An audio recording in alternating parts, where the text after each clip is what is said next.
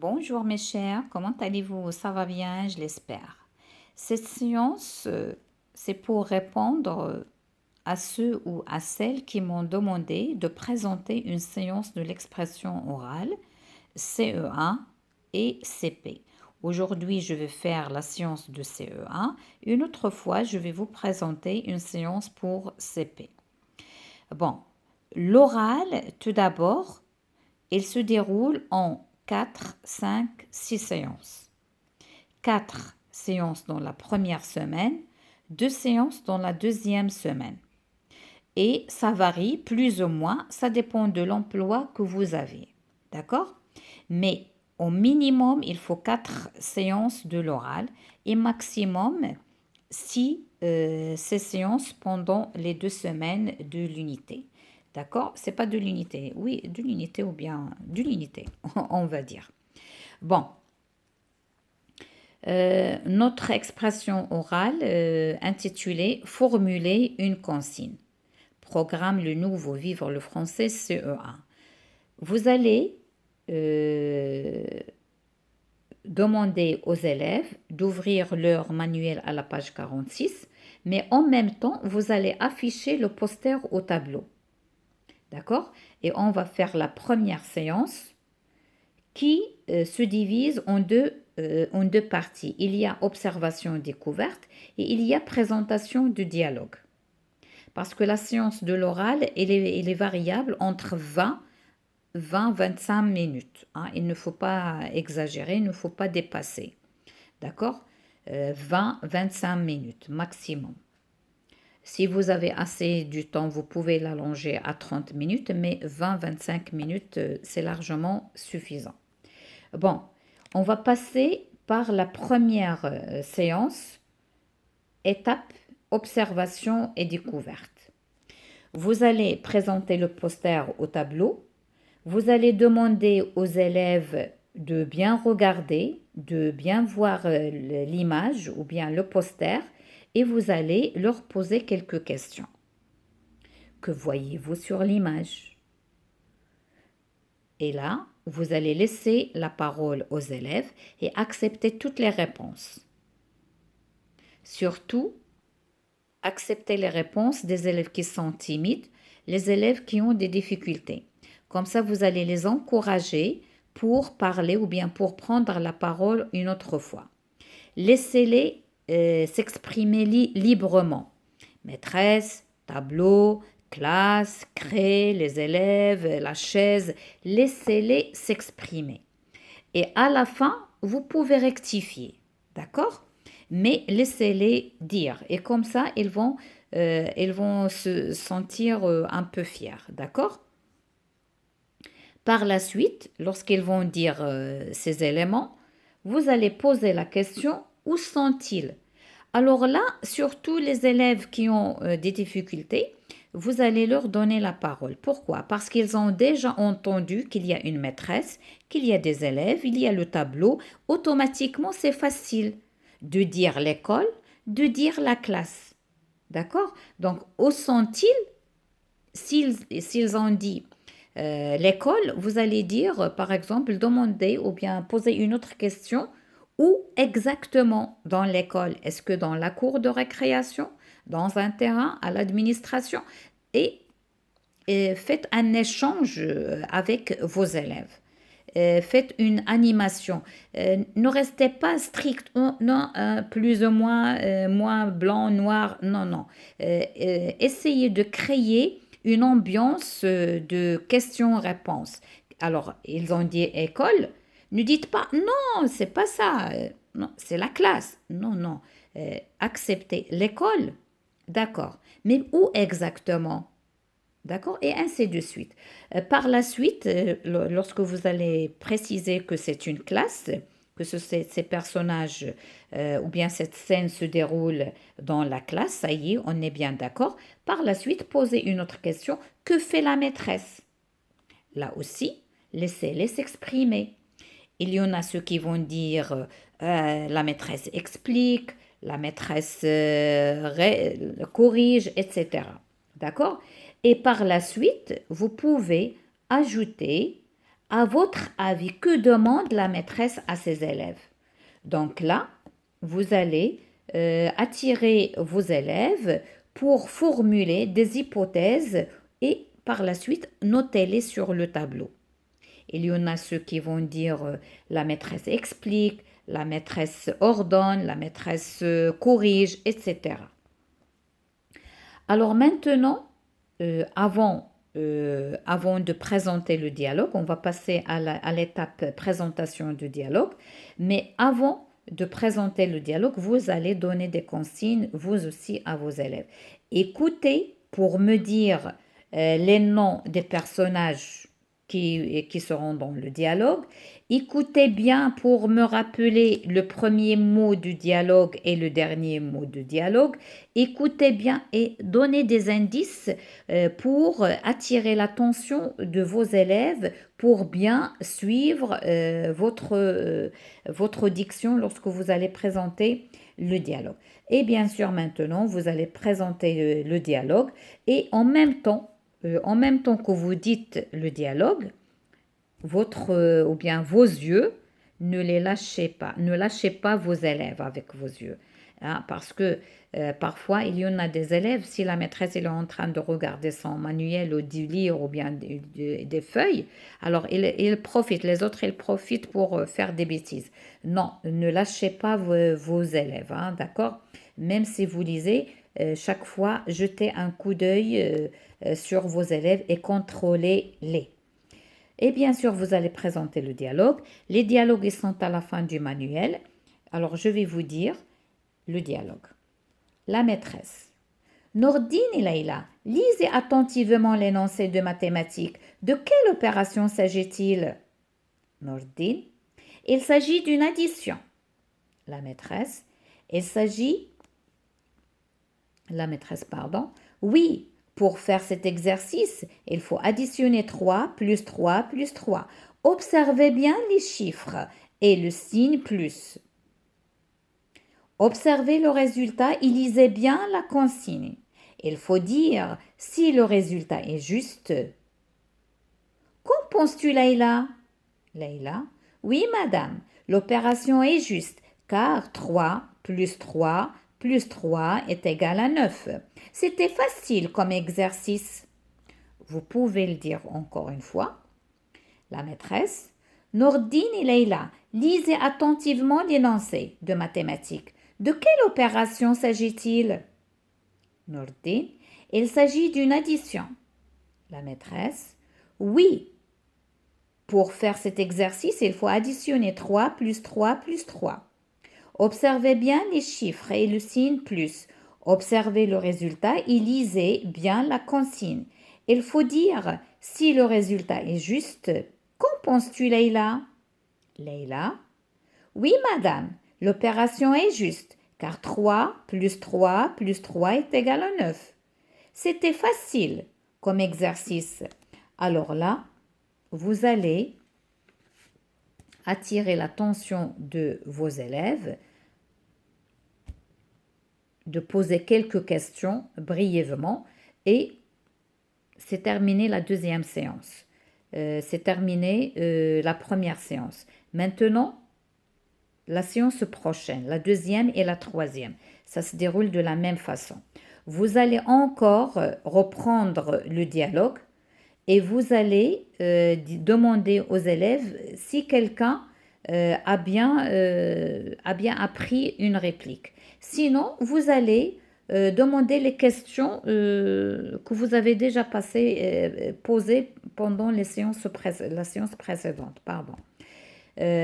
Où se passe la scène, qui parle, la maîtresse s'adresse à qui, quels sont les personnages, que demande la maîtresse, qu'a répondu Nordine, qu'a dit Leïla, etc. D'accord? Et vous allez bien sûr expliquer à chaque réponse des élèves, vous allez expliquer. Donc là, on passe à l'étape explication-compréhension. Explication et compréhension.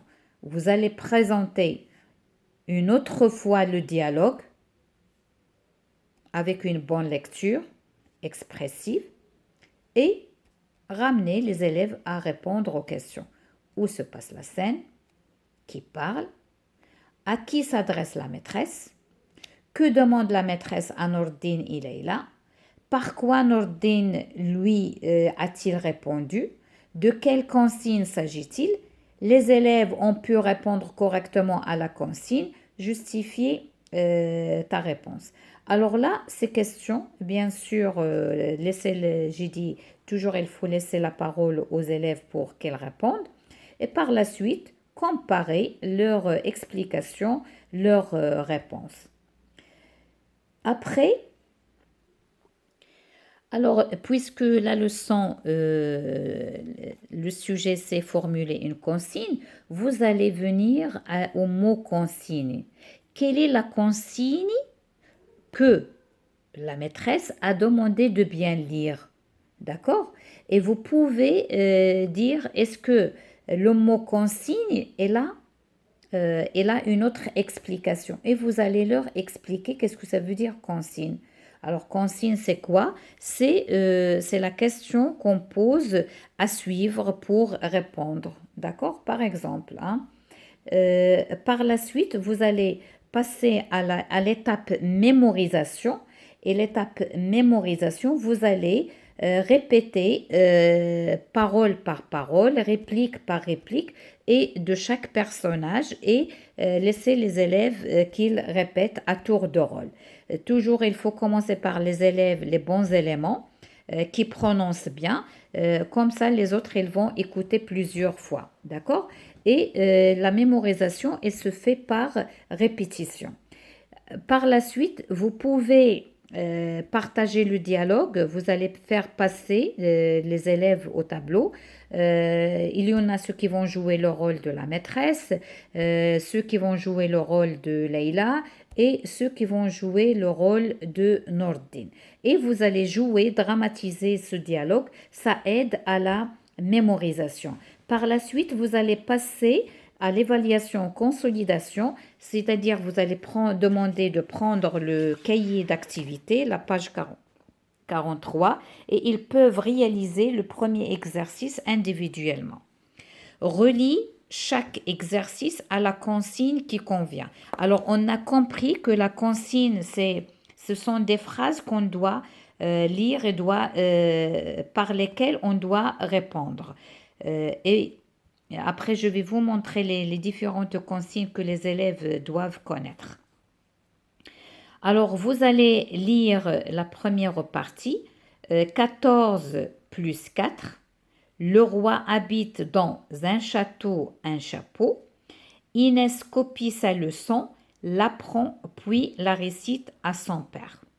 De l'autre côté, vous allez lire successivement. Souligne les verbes dans cette phrase, calcule cette opération, entoure la bonne réponse. Alors, vous allez expliquer aux élèves qu'il y a 3 consignes. En même temps, il y a 3 exercices et ils vont associer chaque consigne à son exercice qui lui convient. Relie chaque exercice à la consigne qui lui convient. Ça, c'est très facile. Ils peuvent le faire individuellement. 14 plus 4, donc c'est des mathématiques, ce sont des opérations, c'est du calcul. Donc, calcule cette opération, ils vont la relier. Ici, il y a le roi habite dans un château, un chapeau, il y a 2 mots. On doit choisir l'un de ces 2 mots. Donc, on va choisir celle-ci. Entoure la bonne réponse.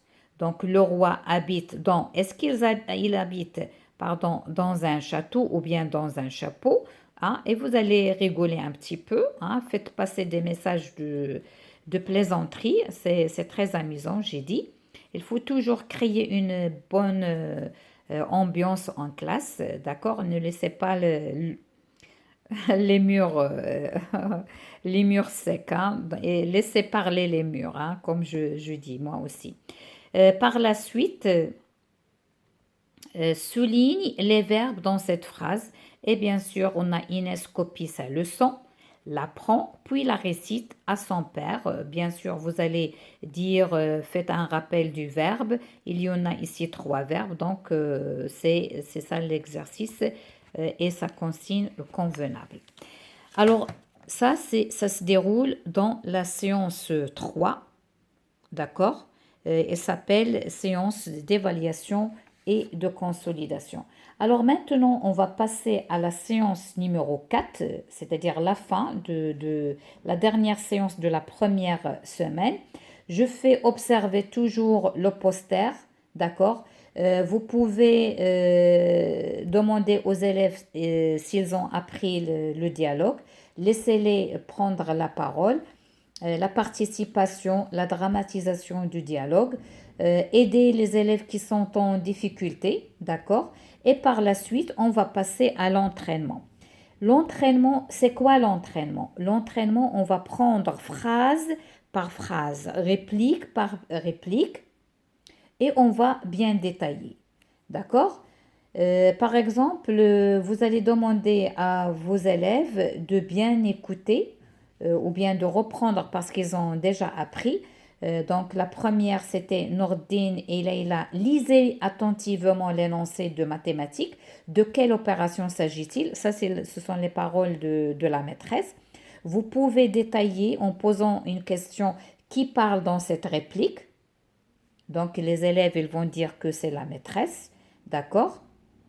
Vous allez dire au lieu de la maîtresse s'est adressée à Nordine et Leïla, changez Nordine et Leïla par Mohamed, par Ali, par Fatima, c'est-à-dire une seule personne ou bien un seul élève. Qu'est-ce que la maîtresse, elle va dire? Donc au lieu de dire lisez attentivement l'énoncé, elle va dire lis attentivement l'énoncé. Donc là, le verbe a changé. D'accord? Par la suite, prenez la deuxième réplique. Oui, pour faire cet exercice, il faut additionner 3 plus 3 plus 3. Observez bien les chiffres et le signe plus. Observez le résultat et lisez bien la consigne. Il faut dire si le résultat est juste ou bien faux. Que penses-tu, Leïla? D'accord? Alors là, vous allez dire qui parle dans cette réplique, à qui elle s'adresse. Elle s'adresse. Donc, vous allez dire, les élèves ils vont dire c'est la maîtresse. Elle s'adresse à Leïla parce qu'il a prononcé son nom. Qu'en penses-tu, Leïla? Et à ce moment-là, vous pouvez encore changer Leïla par un groupe d'élèves, etc. Vous allez ramener les élèves à comprendre que ce verbe, il y a lit, il y a lisez.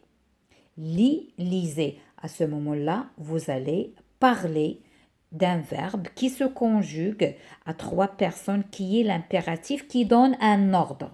Donc, la consigne, c'est un ordre à suivre. Et on va utiliser un verbe à l'impératif. Bien sûr, les élèves de CE1 n'ont pas encore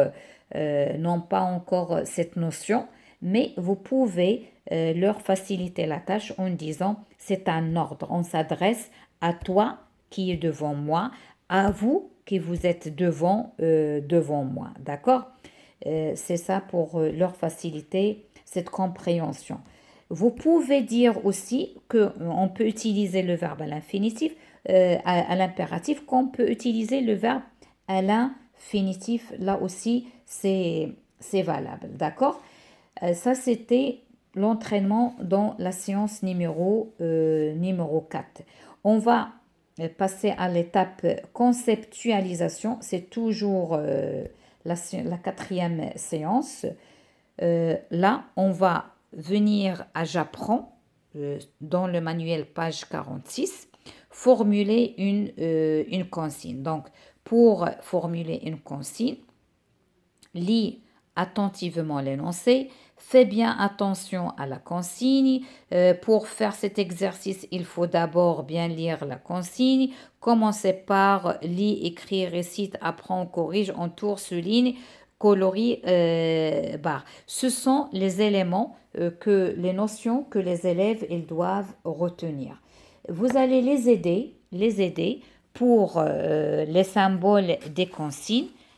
D'accord? Alors, vous allez leur expliquer quelques consignes. Barre, ça veut dire on va passer un trait sur le mot qui est faux. Souligne, on va passer une ligne qui est en bas. Entour, vous allez leur montrer qu'est-ce que ça veut dire entour. Colorier, vous allez, là, ce lapin, il est blanc, vous allez le colorier, il va devenir une autre couleur, gris ou bien comme vous voulez. Relie, vous allez mettre deux points et vous allez leur montrer qu'est-ce que ça veut dire relie. Recopie, il y a le mot ici qui est écrit avec l'écriture d'imprimerie. Vous allez leur demander de l'écrire en écriture cursive et ainsi de suite. Vous allez leur présenter quelques consignes. Ils doivent être de toute façon bien affichés en classe, comme ça si parfois ils ont du doute, ils vont venir ou bien ils vont les prendre comme référence, d'accord? Parfois les paroles, ça m'échappe, d'accord? Alors ça, c'est la quatrième séance. La première séance, la première semaine est terminée. On va passer à la deuxième semaine, c'est le transfert, c'est la production. Maintenant, les enfants ou bien les élèves ont bien appris. Donc, toujours au début de la séance, vous allez faire passer quelques élèves au tableau pour dramatiser le dialogue. Vous allez les aider à le reproduire, d'accord, et ainsi de suite. Par la suite, vous allez faire un jeu de binôme, chaque élève avec son copain de table, d'accord, bien son voisin de table. Vous allez leur demander d'observer l'image et de jouer le rôle. Qu'est-ce que celui-là il va dire, l'autre qu'est-ce qu'il est en train de faire. Essayez de donner leur quelques minutes pour formuler un petit dialogue de deux répliques uniquement, parce que le temps il est insuffisant, bien sûr. Et donc, deux élèves, ils vont jouer ce rôle. Qu'est-ce qu'il va dire? Celui-là, il va lire la consigne. Ils peuvent produire une consigne et l'autre élève, il va lui expliquer. Après ceci, vous allez passer au cahier d'activité. D'activité, la page 43. Il y a l'exercice numéro 2. Écrit les consignes que l'enseignante a pu donner pour ce travail. Alors, la maîtresse, elle a écrit ceci. Mardi 25 septembre, dictée de mots, fille, mari, épouser, se marier. Alors là, pour produire les énoncés ou bien formuler, pour formuler les consignes, il y a plusieurs façons. Il y a, par exemple, bien lire les mots de la dictée, les recopier plusieurs fois. C'est acceptable. Sur les ardoises, recopier ces mots et souligner celui qui vous paraît difficile. Une autre, sur les cahiers, écrivez le mot que je vais vous dicter. Bien sûr, après avoir effacé. Autre, écrivez sous ma dictée le mot que vous allez entendre. Donc ça, c'est la science de la dictée. Donc, il y a plusieurs consignes. Acceptez toutes les consignes et corrigez avec vos élèves. D'accord? À la fin de la séance, par exemple la séance numéro 6, c'est l'évaluation et les consolidations. Vous allez proposer quelques situations et vous allez demander à vos élèves de jouer devant leurs camarades et proposer quelques situations. Par exemple, la maman, elle demande à son fils de ranger sa chambre, par exemple de réviser ses leçons. Quelles sont les consignes que la maman il va proposer, quelles sont les consignes qu'un papa il peut dire à ses enfants. Si vous êtes allé chez un médecin, quelles sont les consignes qu'il va vous dire, monter sur le canapé par exemple. De toute façon, il faut jouer quelques scènes en classe. C'est ça ce que je peux dire. J'espère que j'étais utile pour vous. Même parfois, les paroles, ça m'échappe parce que je suis seule, il n'y a pas d'élèves, mais l'ambiance, ça vient avec le contact avec les élèves. Parce qu'en présence des élèves, il y a des choses créatives, hein. On crée on crée des choses et on crée une belle ambiance. Et comme moi je dis à mes élèves, c'est vous qui, je m'inspire en votre présence. D'accord? Alors, je vous souhaite bon courage et bonne chance. C'est être professeur, être maîtresse, être maître, c'est un bon métier. C'est fatigant, mais c'est bien. Et j'adore mon métier. Je suis une enseignante depuis des années et j'adore mon métier et je suis fière d'être maîtresse. Euh, à la prochaine. À bientôt.